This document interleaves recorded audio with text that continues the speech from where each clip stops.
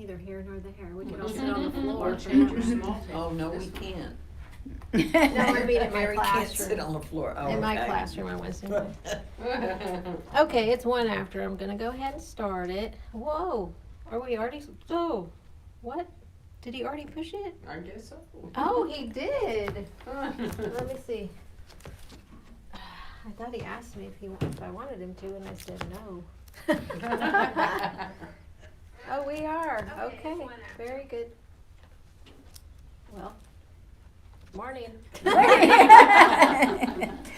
Morning, everybody. It's casual. Okay.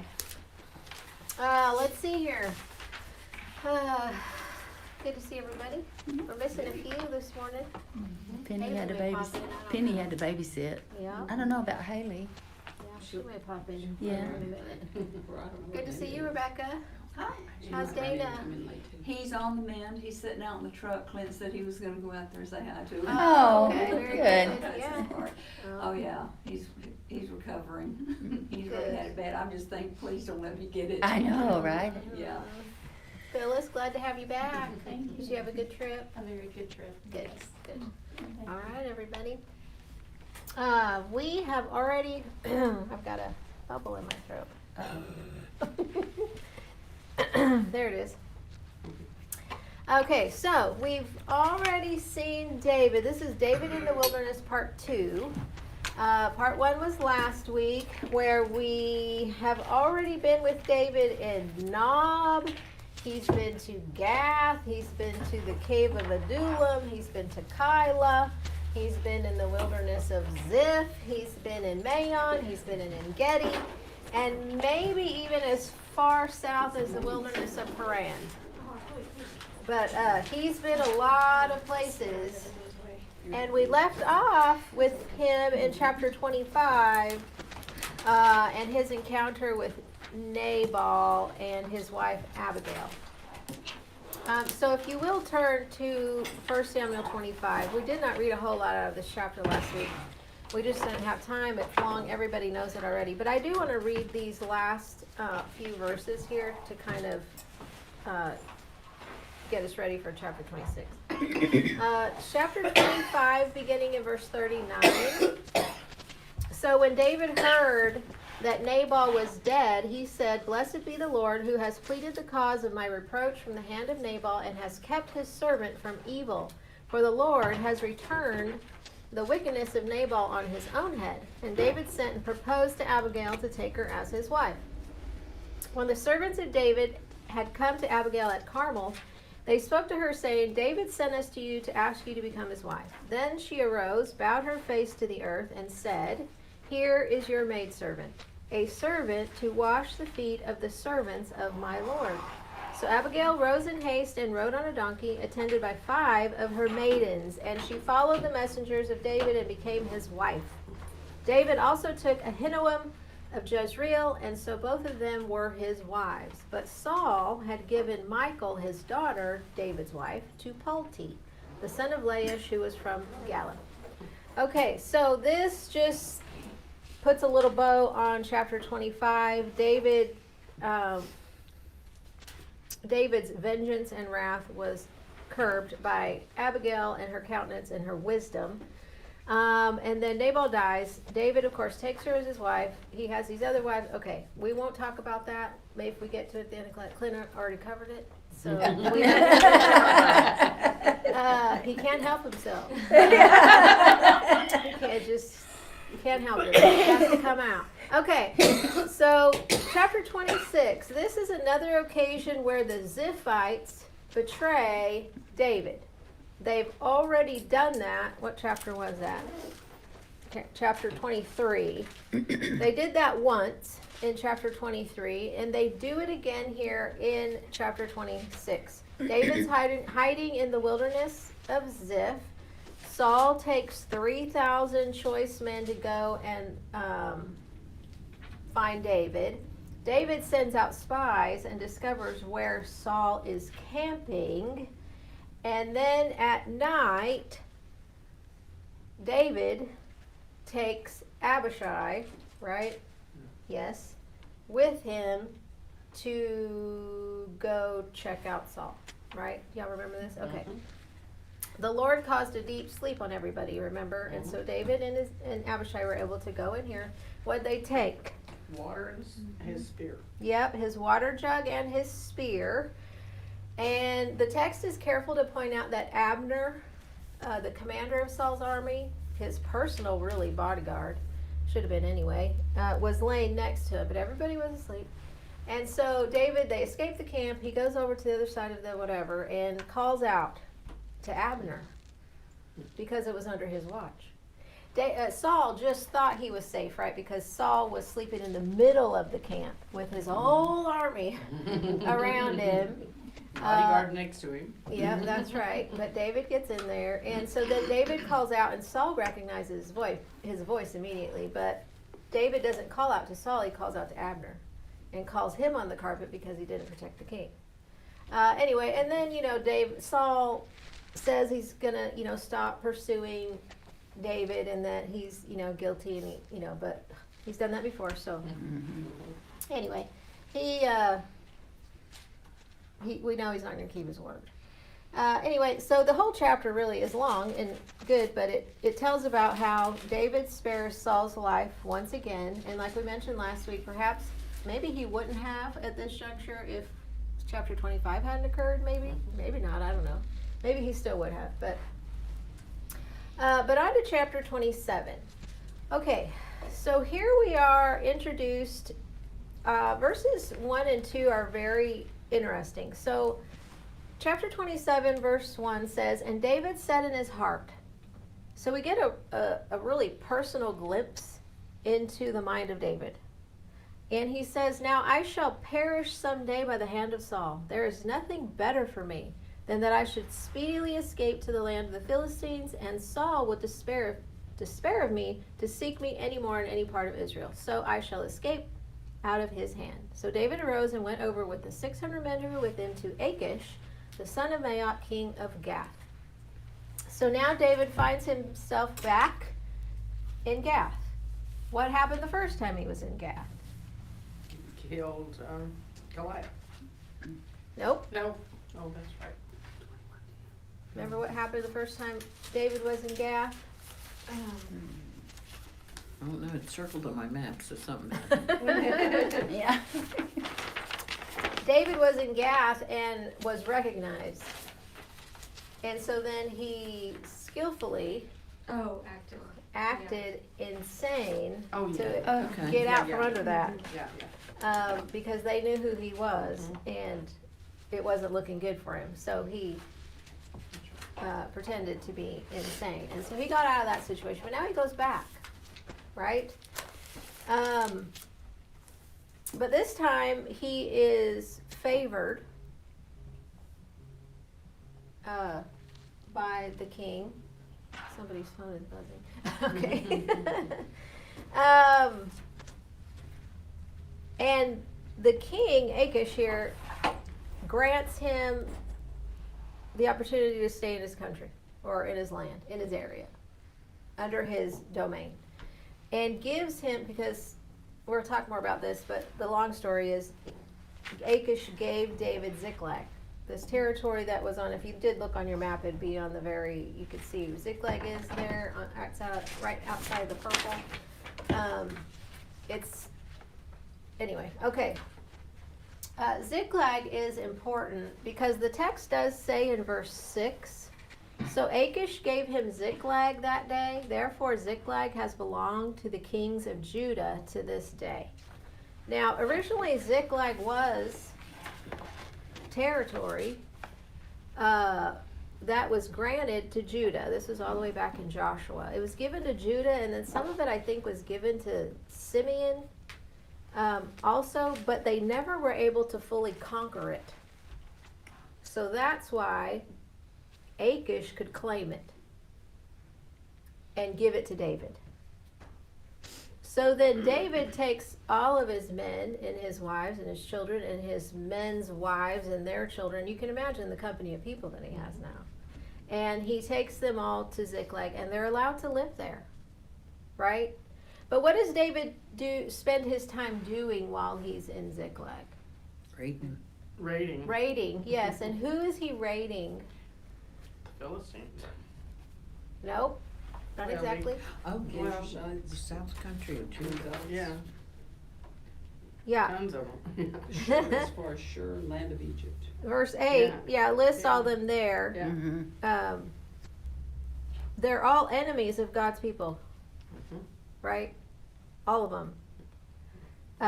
We recognize the Amalekites. Mm-hmm. They've been long-standing enemies of God's people. And of course, Saul had the opportunity to destroy them, but he didn't, and that's the first thing that happened that caused that, where God said, I'm taking away your kingdom from you. Okay. So David spends his time there, really resuming Israel's conquest of Canaan.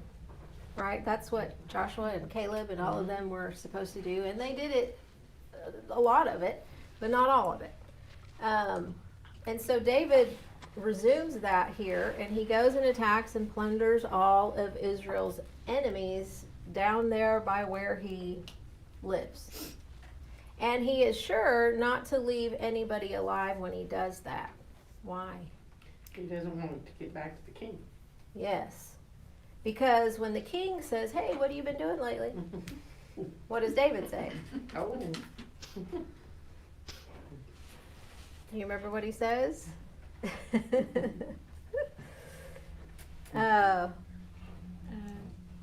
I guess maybe it doesn't say it. I thought he told him. No, he just, Oh yeah, he Against- says in verse 10, where have you Yeah. been made a raid today? And the David would say, Name it. against the southern area of Judah. And then he would list these peoples. And was it a lie? Was it?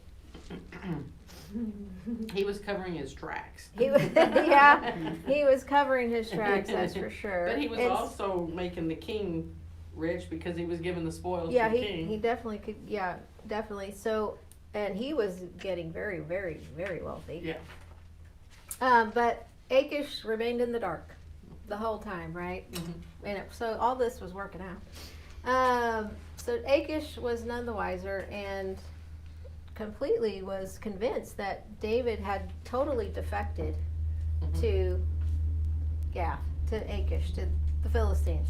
Okay, I don't know if anybody noticed or had a cross-reference, but if you'll turn over to 1 Chronicles chapter 12, I think this is an interesting little bit of information here.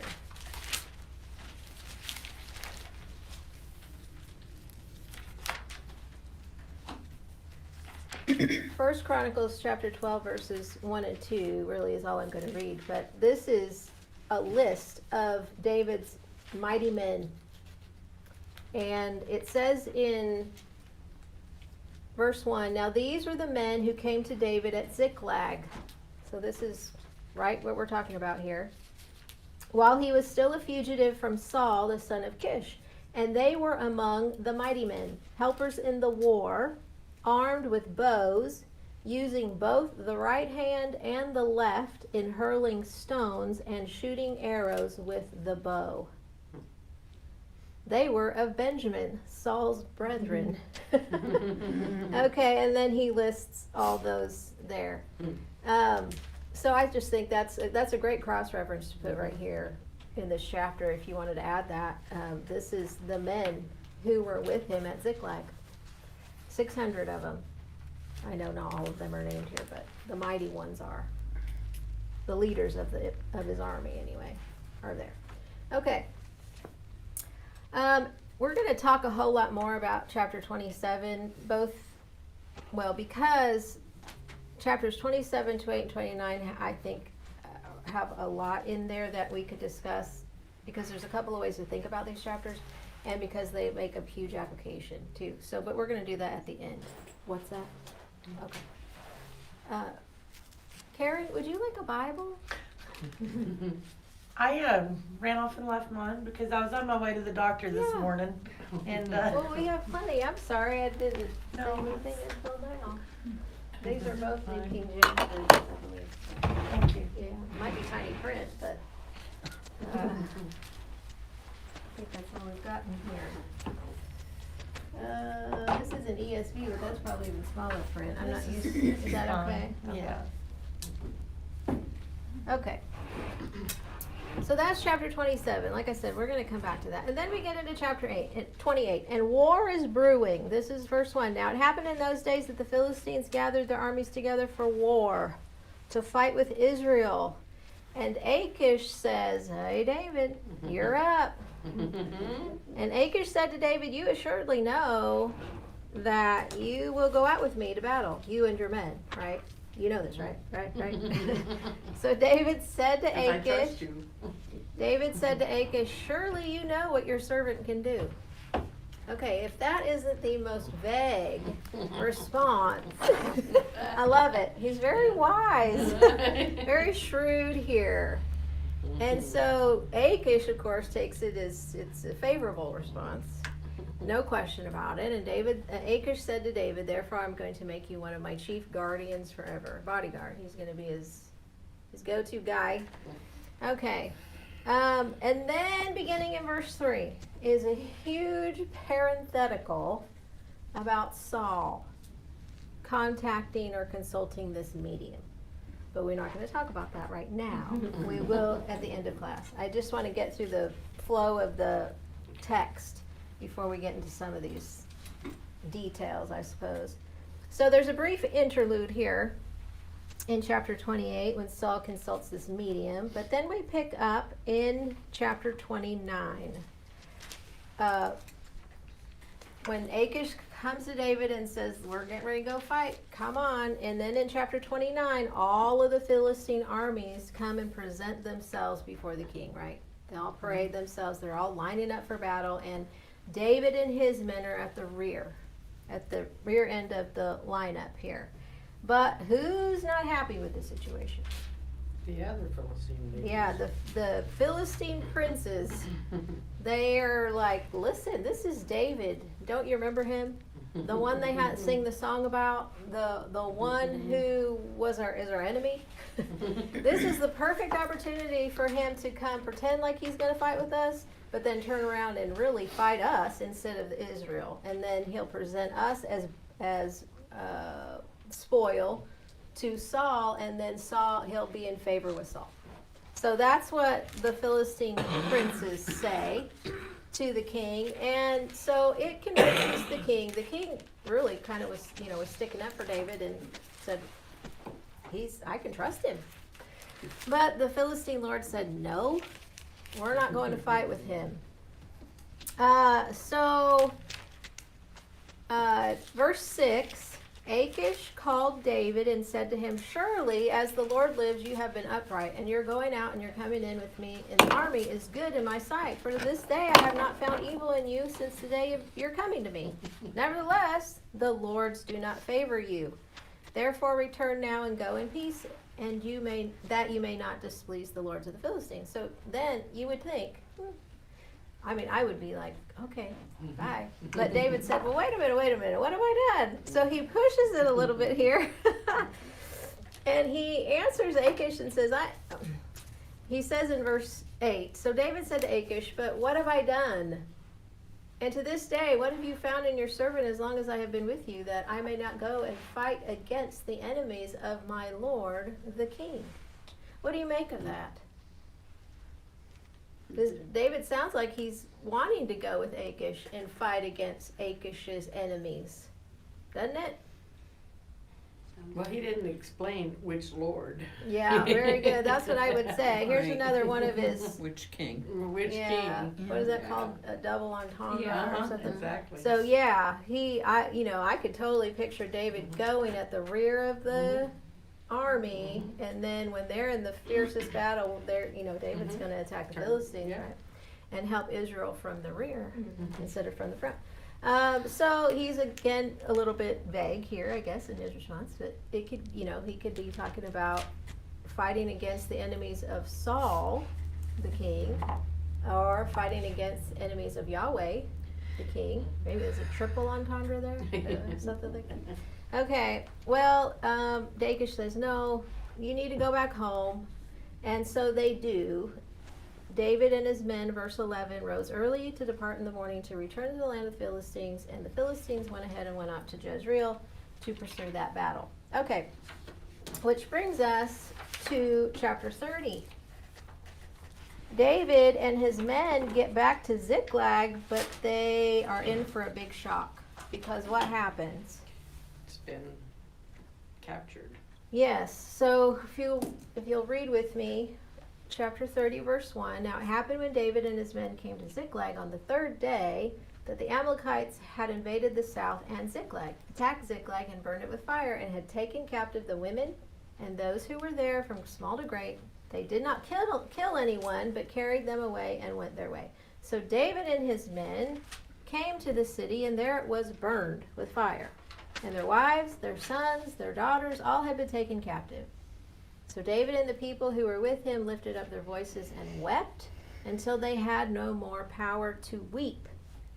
Verse 5, that his wives were taken. Verse 6, now David was greatly distressed, for the people spoke of stoning him, because the soul of all the people was grieved or bitter, and every man for his sons and his daughters. But David strengthened himself in the Lord his God. Okay. So David, he is facing possible mutiny by his men. They're angry. And David is grieved too because of this situation. And then he consults God, right, through the priest here and the ephod. Verse 8, David inquired of the Lord and asks, shall I pursue the troop? Should I overtake them? And of course, God says, yes, go and you'll recover everything. So that's what David plans to do. The 600 men go out. 200 those stay behind because they couldn't make the journey. That's verse 10. But on their way, they found an Egyptian. Remember him? He was just laying in a field. I guess was left there to die, I suppose. He had been there 3 days without anything to eat or drink. But David takes him, they feed him, and let him recover. And then when he's back in his right mind, they ask, who he is and where he's from and what he's doing out here. And he says, well, I'm originally from Egypt, but I'm a servant of an Amalekite. And he says, this is where we were and what we were doing. And we burned Ziklag with fire, he says there at the end. So now David has, good solid information of where everybody is. And so he says to him, can you take me down to this troop? And so, of course, the Egyptian said, well, yeah, but are you going to then kill me after I give you this information? And it doesn't say that David said no, but I'm pretty sure David didn't kill him. And so he brought him down there where all of the Amalekites were. And they were eating, this is verse 16, they were eating and drinking and dancing because of all of the great spoil that they had taken from the land of the Philistines and from the land of Judah. And verse 17, David went ahead and just started attacking them from twilight until the evening of the next day. That seems like a long time to me. And not a man of them escaped except 400 who fled on camels. But verse 18 is what God said. So David recovered all that the Amalekites had carried away, and David rescued his 2 wives. And nothing of theirs was lacking, either small or great, sons or daughters, spoil or anything which they had taken from them. David recovered them all. And then he starts to divvy up the spoil to his people. That's what he does at the end of the chapter. Verse 26. When David came back to Ziklag, he sent some of the spoil to the elders of Judah, to his friends, saying, here is a present for you from the spoil of the enemies of the Lord. And there's a list of where he sent. That was a lot of spoil, right? To be able to distribute to that many locations. But that's what David did. What I think we really see here in this chapter that I'm going to point out anyway is David's humanitarianism. Is that that'll work. His humanitarianism, goodwill. Yeah, sense of fairness. No, yeah, okay, so he first shows this to the Egyptian, right? He doesn't leave him to die, he takes him in, takes care of him, feeds him, etc. And then we see it, we didn't read it, but you know the 200 men that were left behind? And then the other men, when the battle was over and David was divvying out the spoil, they didn't want to share with the 200 who stayed behind. Remember that? And David says in verse 23, my brethren, you shall not do so with what the Lord has given us, who has preserved us and delivered into our hand the troop that came against us. So he says in verse 24, but as his part is who goes down to the battle, so shall his part be who stays by the supplies. They shall share alike. So David, again, is very kind to the people, and everybody gets a share. And then, of course, we see him sharing with other people in the land. So he showed his humanitarianism with the Egyptian, with the 200 who stayed behind, and then with many in Judah there. Anything before we get to this last chapter? The other thing that I noticed was that the 400 escaped, that they weren't Amalekites, they weren't all killed. 400 of the young men escaped. Oh, yeah. Which made me immediately think of Esther and Haman. Oh, yeah. They're still there. They're Yeah. still. Because I found that very interesting that they lasted all those years. Yeah. No, As they an enemy. did. Yeah. They did. I just Long time. made me think of All that. because one man didn't take care of Oh, business. they got away again. Okay. So then we get to the last chapter. Of course, you know, this is all one book here. So 2 Samuel chapter 1 could really be 1 Samuel chapter 32, if you wanted to think of it that way, because it was never divided until our Bibles. But anyway, so chapter 31, this is how we learn of Saul's death. And not only his death, but the death of his 3 sons. I'm assuming these are his 3 oldest sons. So, everybody read this? Do we have to? Okay, good. We don't have to read the whole thing. Let me see what I wrote on my notes that I want to bring out here.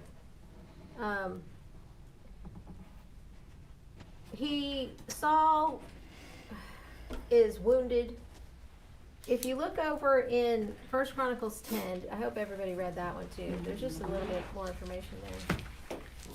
You don't get, not.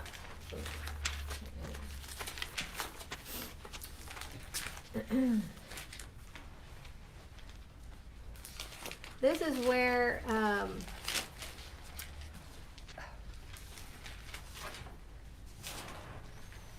it says that he was hit by the archers, and he was wounded by the archers of the enemy. And he asked his armor bearer to go ahead and finish him off.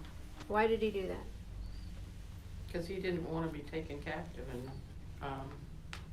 Torture. tortured. Yeah, he definitely knew that if he was Yeah. still alive when the Philistines came, they were going to take him and keep him alive so that they could torture him and then really show him, right? Because that's how brutal they were.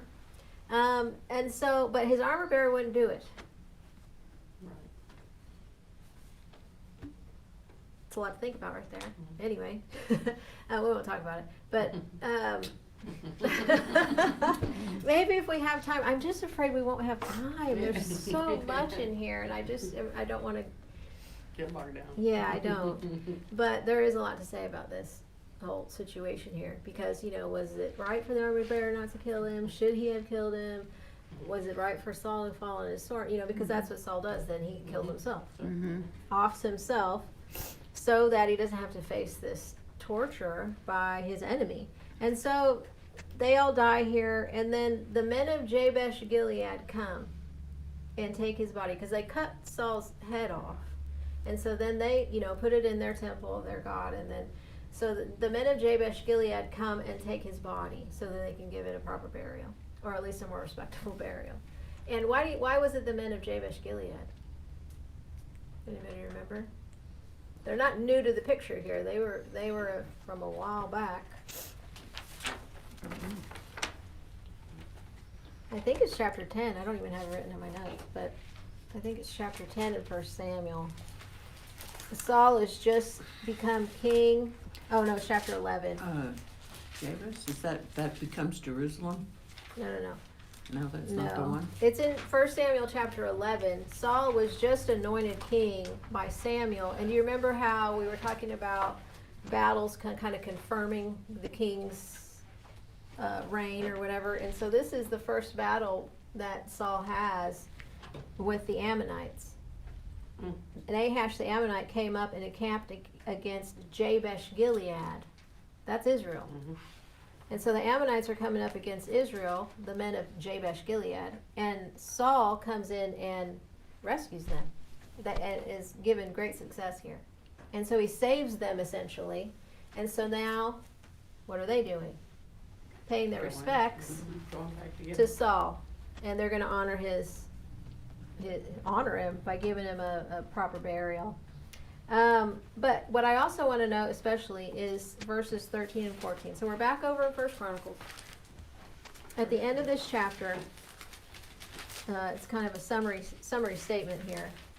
1 Chronicles 10, verses 13 and 14.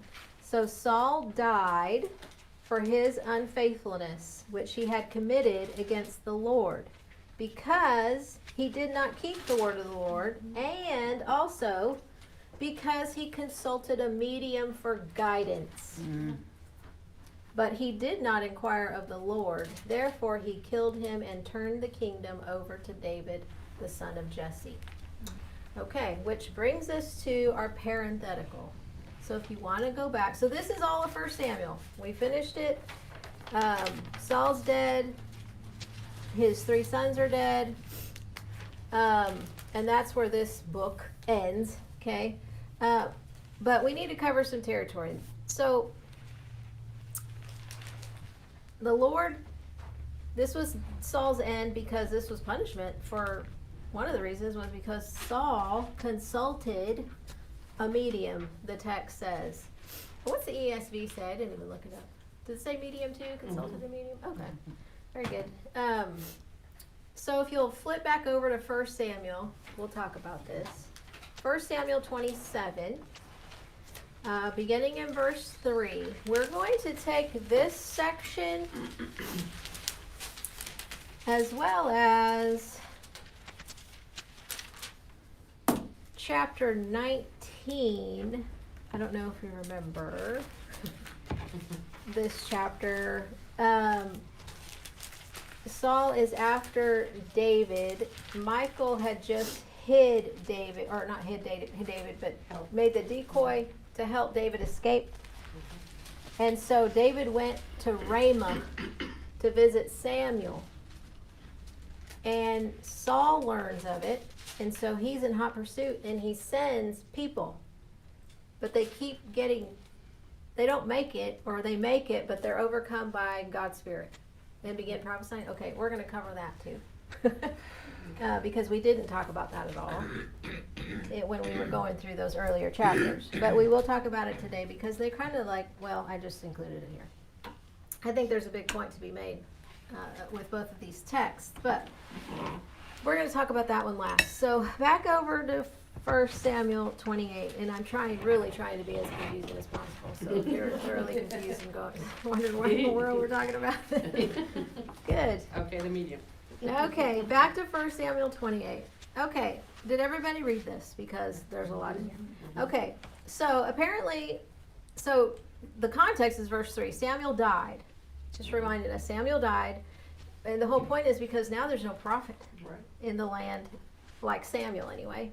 And all Israel had lamented for him and buried him in Ramah in his own city. And Saul then put out the mediums and the spiritists of the land. So, which... that was right, I guess, and a good thing because,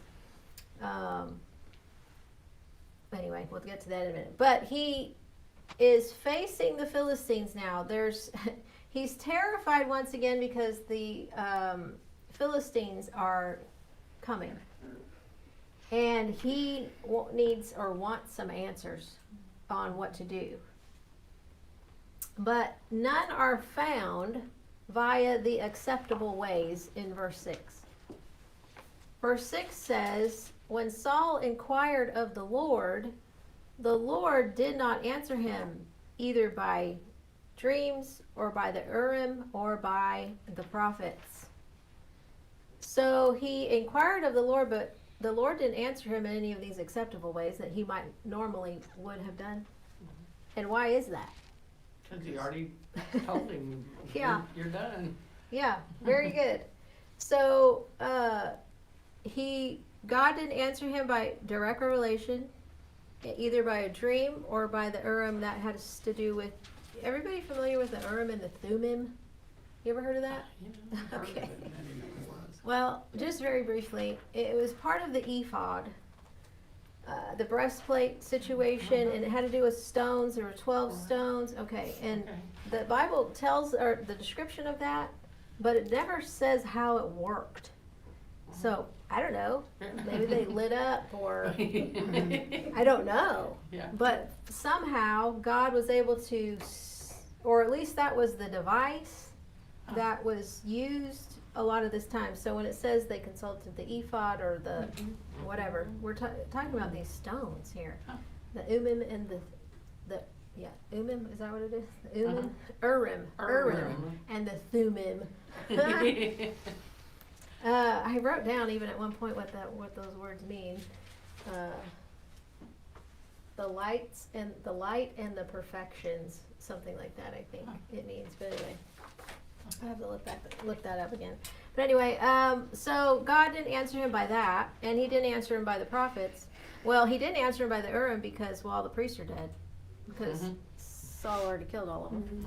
And then God didn't answer by the prophets because Samuel's dead. But besides all that, the Spirit of God had departed from Saul, and so God had Saul was left to his own devices. So God didn't answer via any of these acceptable, legitimate means, and so now Saul is going to consult the abominable means. He goes in direct violation of the Torah. There are lots of verses. I'll just spit them out to you here if you want to write them down, that prohibit consulting mediums or necromancers. Leviticus 20 verse 6. Leviticus 20, Verse 6. okay. Exodus 22:18. And Deuteronomy 10 through 14. It's a long little passage there. 10:14. Deuteronomy 18 Oh. verses 10 through 14. Okay. So that's just God's word on this situation. Don't consult mediums. But Saul does, but he has to go outside the land because he kicked them all out. And he goes and he inquires of his servants, and they say, well, there's somebody in Endor, this woman who lives in Endor. She can probably help you. And so he disguises himself. He goes under the cover of darkness and goes to her, and she's like, oh, what are you doing here? You're going to get me in trouble, right? If and Saul says no. And of course, she doesn't know who he is right off. And then, of course, Saul says, you're not going to get in trouble. And then she said, okay, well, who do you want me to bring up for you? And he says, I want Samuel. So she does something, I don't know. And then it surprises her, right? Verse 12, when the woman saw Samuel, she cried out with a loud voice. And the woman spoke to Saul, saying, why have you deceived me, for you are Saul? And he says, well, wait a minute, what do you see? What do you see? And she said, I see a spirit ascending out of the earth. And Saul says, okay, well, that's not enough information for me. What else do you see? What is the form of it? And so she says, well, an old man is coming up, and he is covered with a mantle. If you're not familiar, prophets often wore these heavy, or I say heavy, but these mantle cloaks or things. And so this seems to be, that's enough information for Saul anyway, to be convinced that this is Samuel. And so Saul perceived that it was Samuel, and he stooped with his face to the ground and bowed down. And then they have a discussion, right? Mhm. Why have you disturbed me by bringing me up? I was sleeping good. Yeah. Yep. And Saul says, "Listen, I'm deeply distressed. The Philistines are coming to make war against me, and God's not answering me. There's no priest or prophet either." Okay. And so then begins this conversation. Samuel just really begins talking to him like he's always talked to him. He says, "Well, listen, the Lord's already left you. You know that, right? You remember? This is your fault. He gave away your kingdom. The Spirit of God is not on you no more. Because you didn't," this is verse 18, "because you did not obey the voice of the Lord nor execute his fierce wrath upon Amalek. Therefore the Lord has done this thing to you this day." And then not only that, Samuel said, now he's going to give you into the hands of the Philistines. You're not even going to live past tomorrow. You're going to be like me, dead. That's what he says. So then Saul, he falls to the ground. He's even more afraid than he was when he got there. And I don't know, he's so peculiar. He has this thing about fasting. Because once again, he hadn't eaten all day. And you remember, that reminds me of his foolishness when he made his army fast when they were trying to fight. It's so dumb. But anyway, but then the woman, the medium here, convinces him to eat. And he's like, "Oh, okay, I'll say it." It's just so funny to me to think of him like that. And like she slaughtered that fatted calf quickly, and I know. And you're like, Yes. this is ours. 6 hours later, anyway, so Making the bread. he ate, and then they took off that night. Okay, so questions naturally arise in this chapter. We'll talk a little bit about some of those. I don't know the answers to all of them, and we can think of 1,000 questions. The main question probably is, did the medium actually make contact with Samuel? Was this really the prophet Samuel? Yeah, I would say the first thing we could say is definitely the Hebrew text makes it sound like it. Mm-hmm. So for what all that's worth, I mean, it sounds like it. It's funny to me that, when the woman saw Samuel in verse 12, she cried out with a really loud voice as if it even surprised her Yeah. that somebody came up, and so a lot of people take that to mean, really all of these necromancers and spiritists and things are hoaxes. They're, what do you call them? Frauds. Yeah. That'd be a good one. Thanks. Yeah, they just trick. They just deal with your mind and try to, tell you vague general things. I don't know. And so it shocked her because she'd never done that before. Something like that, Yeah. So there's that maybe. Her reaction is definitely strong, as if it was unexpected to see Samuel. And then, like we said before, when Samuel and Saul are talking, Samuel is talking as if he always talked. He sounds like Samuel the prophet, like what Samuel the prophet would say to Saul. So there's that. What else do I have here? Oh, just that Samuel's role and message as a prophet, as it was in his life, nothing has changed here with his encounter with Saul. Okay, so if mediums do in fact possess the ability to contact the dead, if that's can actually happen, we know that, of course, the scriptures are clear about seeking that guidance, going to them, even if they can do something legitimate. The Torah prohibits this kind of thing, not because it's a hoax, but because it promotes a reliance on supernatural guidance other than Yahweh. So the Torah prohibits it, but like I said, not because it's a hoax, or the scriptures say that it's a hoax, but because we're not supposed to seek guidance from anybody else, supernatural guidance, than from Yahweh. Okay.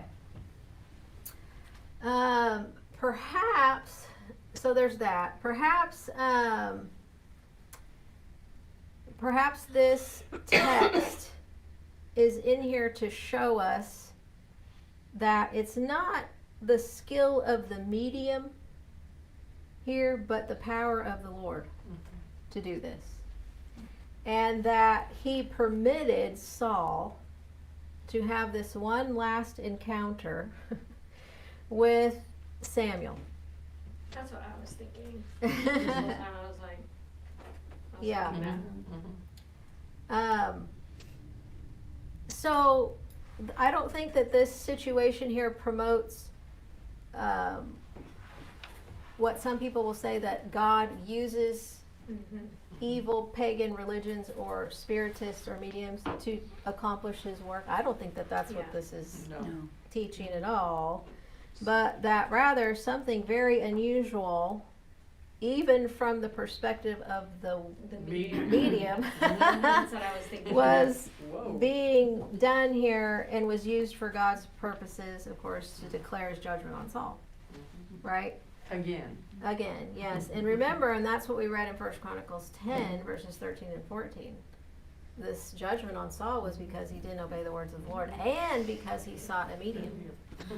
He sought guidance other than from Yahweh. Okay, well, okay. So I think that's what the main thing we really, a couple of the main things we really learned from this text, despite all the questions we may have about it. So that's all I want to say about that. If somebody has something else to say, feel free. But those are the main points I wanted to make from that chapter. So if that's good, we'll turn back over to chapter 19, and we'll talk about this situation that we didn't go into any detail about. This is when, like I said, David just fled from Saul with the help of his wife Michal, and he goes to Samuel the prophet at Ramah to get help. And he is received there and is protected here in a very unusual way. But if you'll remember, Saul learns where he is, and Saul sent messengers. This is verse 20. Then Saul sent messengers to take David, and when they saw the group of prophets, so there was I guess I need to explain. Okay, so Ramah is where Samuel lived, and other prophets lived there. It was like prophet capital for the prophets. I don't know. Prophet City. Prophet City, yeah. This is where they lived. And so David goes there, and then Saul sends his messengers there. And when they saw the group of prophets prophesying and Samuel standing as leader over them, the Spirit of God came upon the messengers of Saul, and they also prophesied. Well, when Saul was told that, verse 21, he sent another group of messengers. And then he did it again, third time. And it happened the same way with every single group. Every group began prophesying like the prophets. Whatever that looked like or meant, I don't know. God's Spirit came over them. That's the point. Okay. So then Saul goes to Ramah. He's got to take care of business himself. So he goes to Ramah. And it says in verse 22, he came to the great well that is at Seku, and he asked and said, "Where are Samuel and David?" And someone said, "Well, indeed, they are at Naioth in Ramah." Okay. So he went there to Naioth in Ramah, and then the Spirit of God also came upon him, and he went on and prophesied until he came to Naioth in Ramah, and he also stripped off his clothes and prophesied before Samuel in like manner, and laid down naked all that day and all that night. Therefore they say, is Saul also among the prophets? Okay.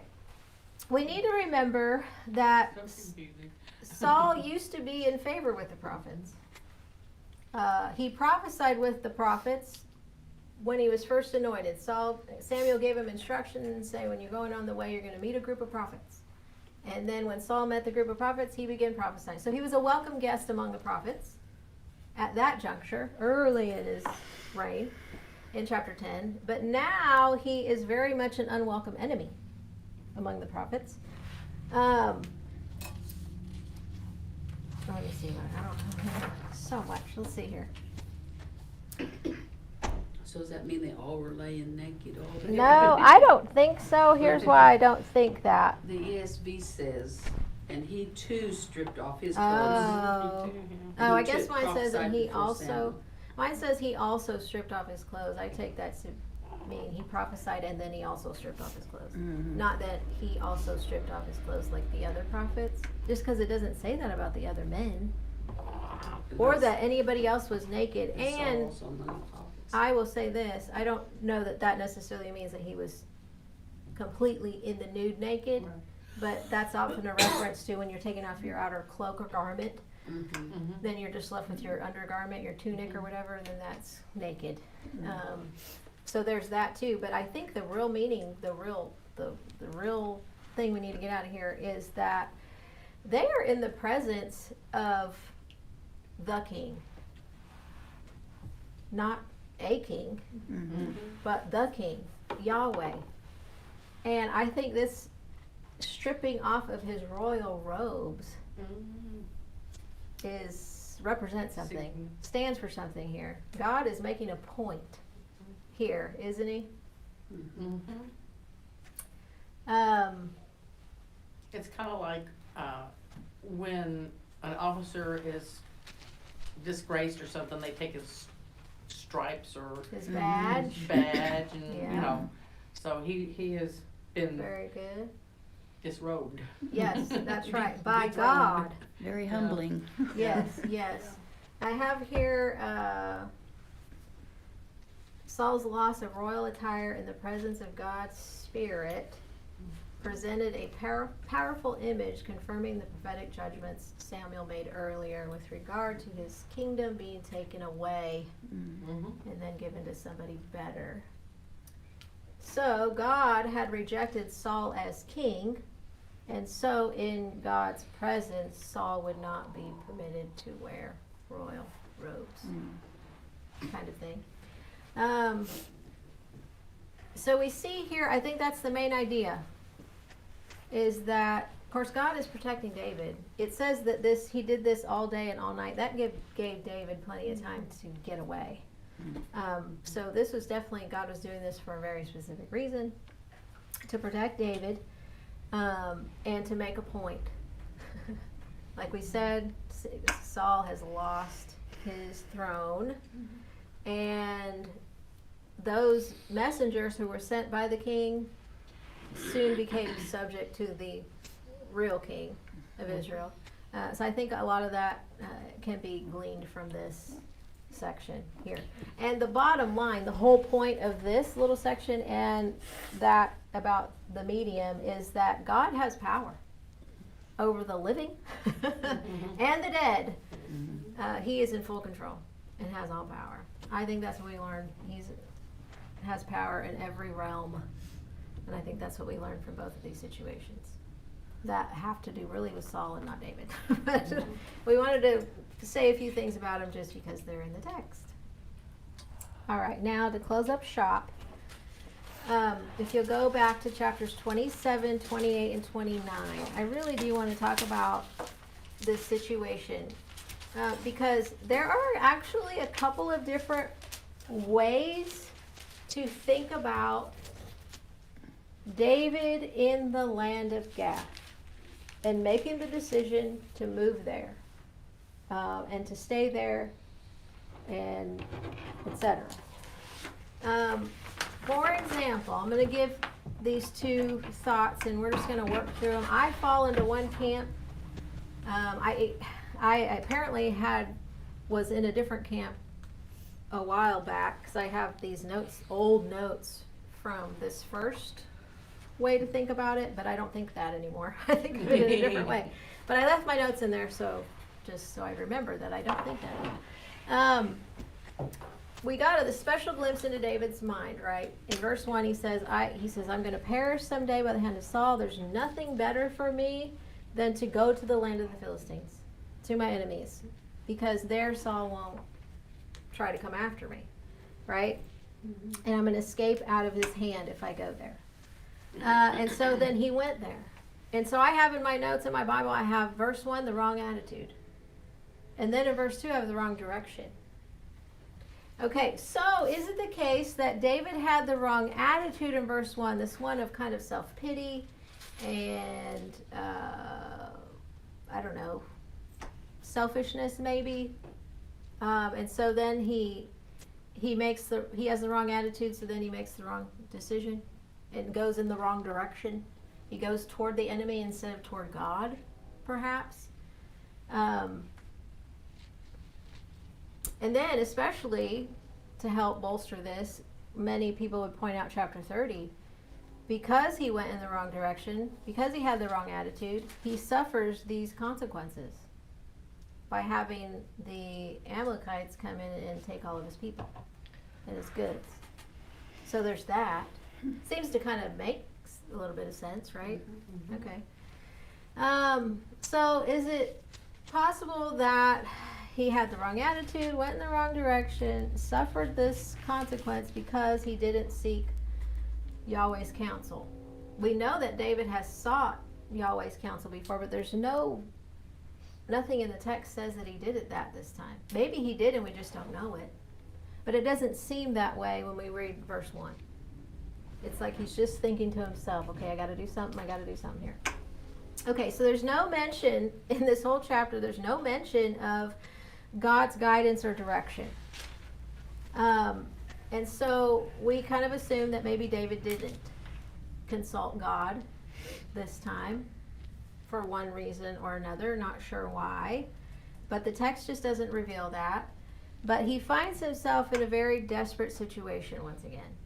And he has to take action so that he's not a sitting duck, right? And he seems to have to act very quickly now.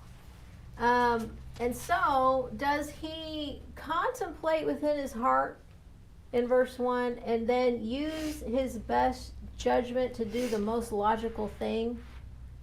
Flee. In other words, he knows if he goes to enemy territory, especially Gath, Saul's not going to go there. And then on top of that, have you ever heard this phrase, my enemy's enemy is my friend? So maybe that's what he was thinking. Or, like I said earlier, did he have the wrong attitude altogether here? Making this unwise decision to go to the land of the enemy. So let's think about some things. We know from David's past character and everything that we've read previously and all of his experiences so far, we can assume, I think, pretty confidently, that David is still trusting God here, is my opinion. He's still trusting God and God's ability to preserve him and protect him, even if every occasion may not turn out like David might expect it to. He's still going to trust God, I think. At least that seems to be what his character has been so far. And then when Achish, remember, David gets there and Achish apparently offered David to live even in the royal city. And David said, no. And so David uses a little bit more logic here and shrewdness to convince Achish that he only deserves to dwell, somewhere else. He doesn't deserve to dwell in the royal city with the king. And so Achish apparently God is still favoring David here by this favorable response that Achish gives him and says, okay, well, you can go live in Ziklag, which works out. Because now David can do whatever he wants without being under the direct supervision and observation of the king of Gath. So it seems that God is honoring David's choices so far. And then, while David is living in Ziklag, he is attacking Israel's enemies. And God seems to be honoring him there because he's given him great success, right? with helping to rid the land of the Gentile nations who oppose Yahweh. So he seems to be rather shrewd in being able to maintain the cause of Yahweh while also placating the king of Gath and not causing anything suspicious with him. So it seems to be that God is still honoring David's actions since the text reveals his success. And then in chapter 29, God continues to protect David when Achish calls him to go to battle for him, right? God still seems to be protecting and preserving David. And then in chapter 30, when the Amalekites attack Ziklag while David and his men are away, why do you suppose that happened? I think your answer would depend upon how you view David's decision to even go to Gath, right? Because if you think it's the wrong one that led him in the wrong direction, then this is the natural consequence of that, trouble. But if you don't think that was necessarily a wrong attitude there, a wrong decision by David, maybe perhaps this is God allowing David this opportunity to further trust in him. Because David now seeks God's counsel, right? He calls Abiathar the priest and inquires of the Lord. Why now, though, you think? Now he's desperate. He only thought he was desperate in But chapter now 27, but now it's really, really bad because all his people are gone and his men even want to kill him. And so he's really at the bottom of the barrel at this juncture. So perhaps now he's going to seek counsel from God. And I really do love what happens here. In chapter 30, at the end of verse 6, it says that David strengthened himself in the Lord his God first. Then he consulted Yahweh. Verse 8, so David inquired of the Lord. Abiathar came with the ephod, and David inquired of the Lord.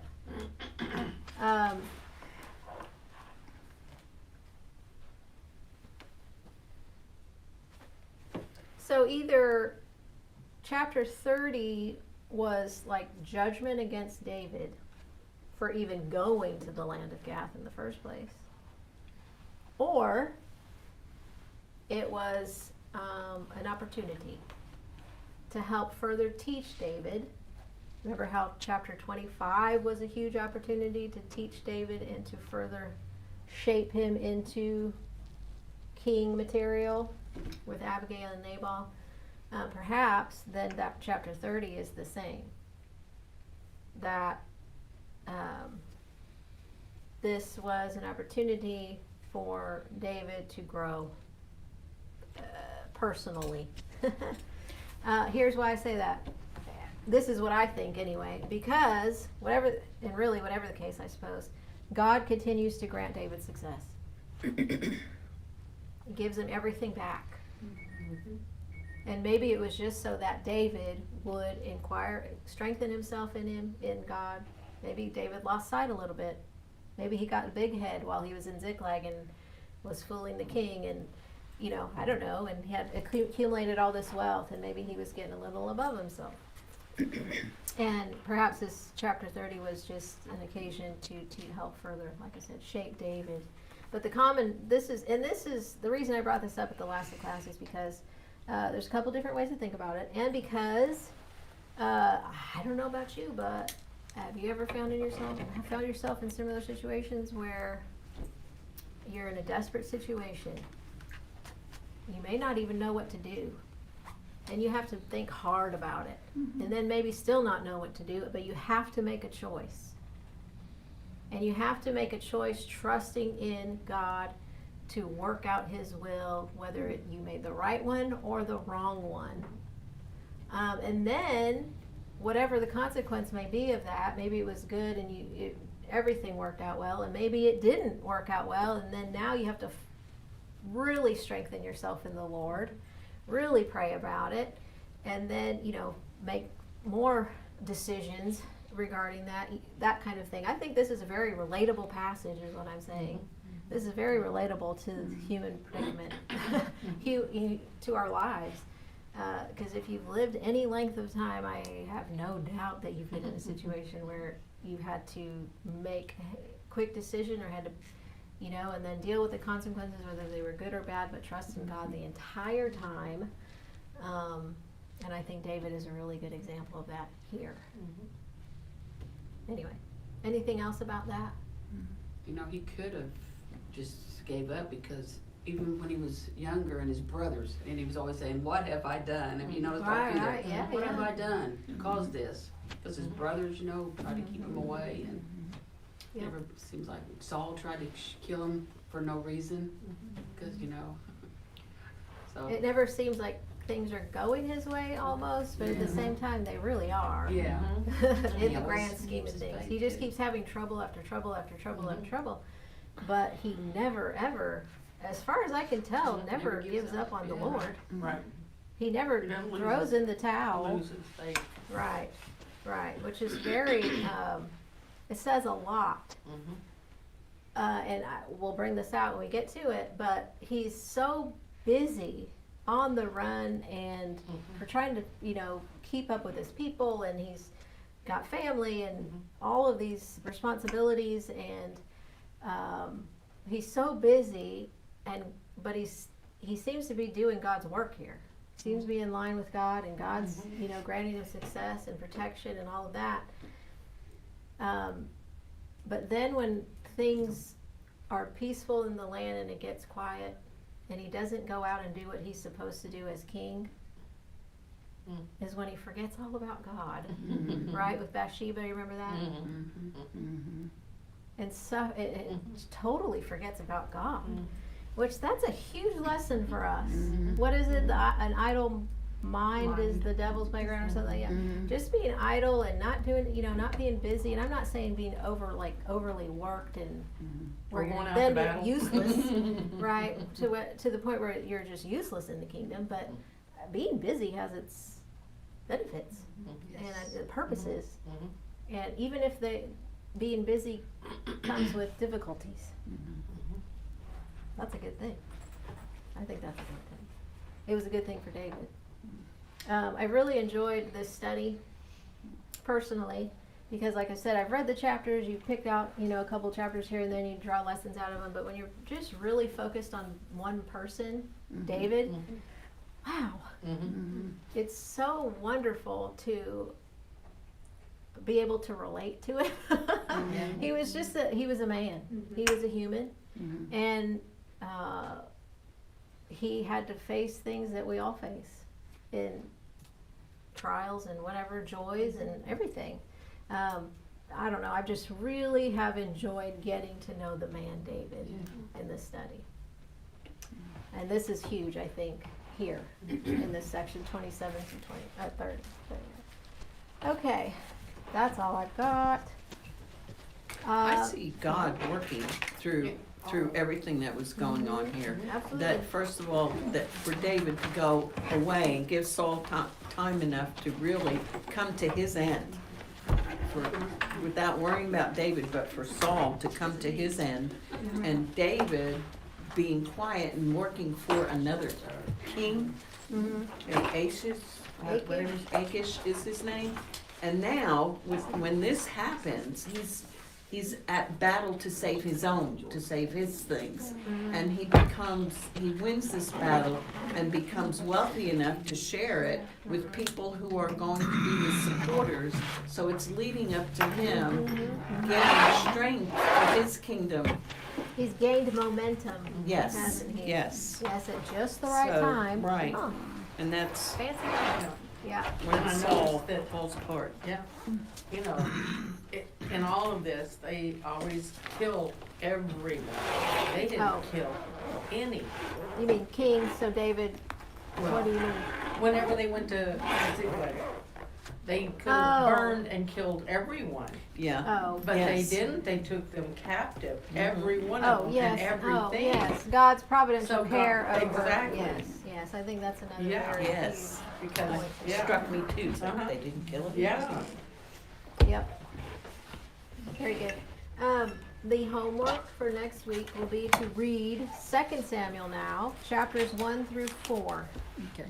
This will be David in Judah. He becomes king over Judah first before over all of Israel. And so we're going to talk about chapters 1 through 4. And I also at this juncture do want to mention that this ladies class has a phone text thread. Okay? Right now it says ladies Bible class updated. But I'm getting ready to change that because there's somebody who doesn't want to be in it and there's somebody that needs to be added to it.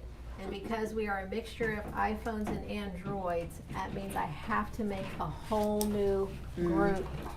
The only solution to that is if everybody downloads the WhatsApp on your phone. I have that. Because if you have the WhatsApp, I can add everybody, take away people, put more people in at a whim. Doesn't matter. But it's just an app then that you're using to text rather than through your, what do you call it? Your provider. iMessages, yeah. So I guess I'm throwing that out there to see if that's a good thing. I have it. So. I don't, has anybody not heard of the WhatsApp? I've heard of it, but I've heard of it, but I didn't wanna touch it because Yeah. to me, it's Yeah. another one of those. I don't just touch Whatever. any of them. Okay, well, because I know the, if That's you're, what we use for like school because we oh run into the same yeah, problem. So yeah, it's absolutely. one of those same. There's all kinds of different ones, but WhatsApp's It's really, What? it's easy. I can't even say WhatsApp. that thing is like the most Yeah. known. It's the most. It's very Easy to versatile. use. You can send pictures through their videos, everything, and it goes across both platforms, the Android and the iPhone, with real ease. It's really easy to use. Whereas if you're just texting, but you have Androids and iPhones in one group, it becomes, it's a mess, actually. Really don't It's a know big how mess. this I don't like it. figure this out. You'd think.